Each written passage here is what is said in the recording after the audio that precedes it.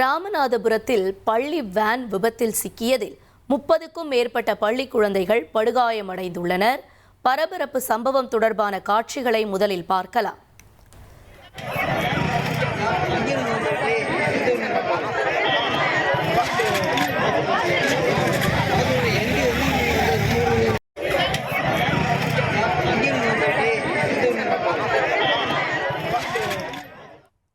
கூடுதல் தகவல்களை செய்தியாளர் சோனைமுத்தன் வழங்கிட கேட்கலாம். சோனைமுத்தன், என்ன நிகழ்ந்தது? அந்த வேனுக்குள்ள இருந்த பள்ளி மாணவர்களுடைய நிலை என்ன? மேலும் விவரங்களை பதிவு செய்யுங்க சோனைமுத்தன்.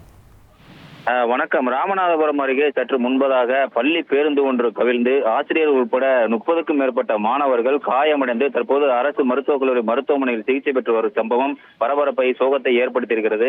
ராமநாதபுரம் மாவட்டம் சத்திரக்குடி பகுதியில் தனியாருக்கு சொந்தமான வாசன் மெட்ரிகுலேஷன் பள்ளி ஒன்று இயங்கி வருகிறது. இந்த பள்ளியில சுற்றுவட்டார கிராமங்களைச் சேர்ந்த 800க்கும் மேற்பட்ட மாணவர்கள் பயின்று வருகின்றனர். இந்த நிலையில சுற்றுவட்டார கிராமங்களிலிருந்து மாணவர்களை ஏற்றிக்கொண்டு செல்வதற்காக பள்ளியின் சார்பில் பேருந்துகள் மூலம் இயக்கப்பட்டு பல்வேறு மாணவர்களை அழைத்து செல்வது வழக்கம். அதன் அடிப்படையில் இன்று சத்திரக்குடி அருகே உள்ள காமங்கோட்டை, முத்துவயல் உள்ளிட்ட கிராம பகுதியிலிருந்து 40க்கும் மேற்பட்ட மாணவர்களை ஏற்றிக்கொண்டு பள்ளி பேருந்து ஒன்று தேசிய நெடுஞ்சாலையிலிருந்து மாணவர்களை ஏற்றிக்கொண்டு பள்ளிக்கு திரும்பும் பொழுது அந்த பகுதியில பின்னால் வந்த டிப்பர் லாரி ஒன்று அதிபயங்கரமாக மோதியதாகவும் இதனாலே பள்ளி பேருந்து நிலை குலைந்து கவிழ்ந்ததாகவும் இது கவிழ்ந்ததுல இந்த 40க்கும் மேற்பட்ட, அதாவது 30 மாணவர்கள், ஓட்டுநர், ஆசிரியர் உட்பட 40க்கும் மேற்பட்டோர் படுகாயமடைஞ்சிருக்காங்க.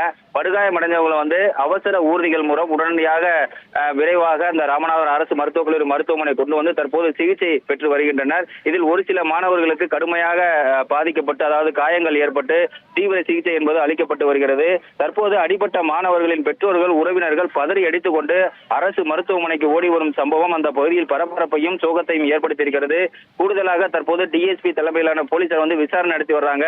தற்பொழுது பரமக்குடி சட்டமன்ற உறுப்பினரும் நேரடியாக மருத்துவமனைக்கு காயம்பட்ட மாணவர்களை பார்வையிட்டு ஆறுதல் தெரிவித்து வருகிறார். இந்த சம்பவம் ராமநாதபுரத்தில் பரபரப்பை ஏற்படுத்தி உள்ளது.